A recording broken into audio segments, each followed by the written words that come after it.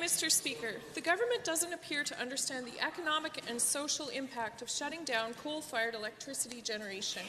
Parkland County derives around a quarter of its revenue from taxes paid by the coal industry and will be forced to reduce service levels for the county and their participation in regional partnerships.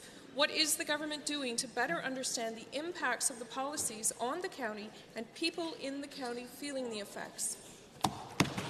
The Honourable Minister of Finance. Well, thank you very much, Mr. Speaker. You know, we are, of course, working with coal communities. We want to continue to make sure the workers in those places earn good livings. We're talking to people in the coal counties and their elected representatives. That's why we're ensuring that those workers have the supports they need as we go forward, Mr. Speaker. The transition fund is in place.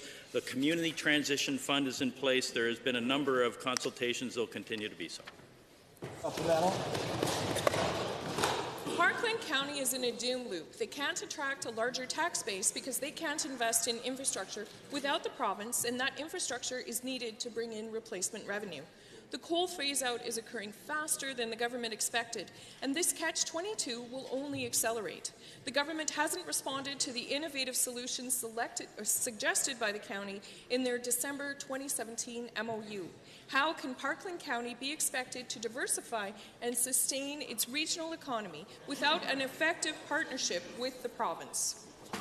The Honourable Minister of Finance. Of course, partnerships, Mr. Speaker, are important for all orders of government working together, and this is critical for Parkland County as it is for the Government of Alberta.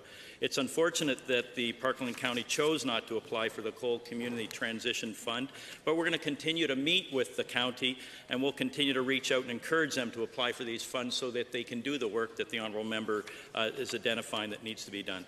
But even if the county decides not to act, we'll continue to have the backs of the workers in those communities, and thank you very much. Second supplemental. Parkland County already had a transition plan in place, and so they refused the money and gave it to other communities that needed it. The Coal Community Transition Fund is $4.5 million to help develop plans to deal with phase-out, and this is smart, but the amount is 1/10 of the $40 million in support to support worker retraining, and 350 times less than the amount paid to coal-fired plant owners. What substantive strategies are coming to demonstrate the government's commitment to transitioning these communities to a sustainable future? Mr. Finance. Mr. Speaker, I just need to perhaps step back for a second and say that the Coal Association of Canada believes that the work of this government is in the right direction. It said the release of the panel's recommendations and the announcement of the Coal Workforce Transition Fund is a step in the right direction, and that was echoed by the Mayor of Hanna, Mr. Speaker, where he said these supports will go a long way to help workers and the community, and we'll continue to have the backs of those communities.